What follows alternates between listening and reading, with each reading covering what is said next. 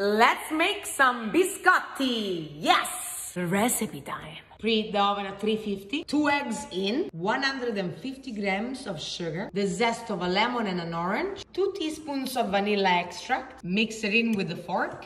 It smells divine. Add a pinch of salt. 280 grams of flour. A teaspoon of yeast. Let's mix it all in.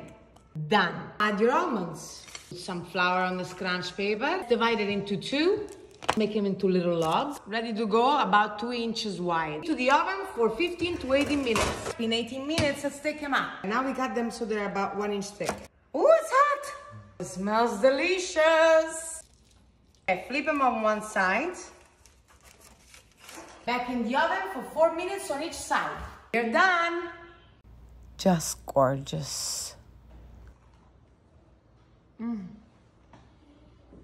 Oh my God. You're welcome.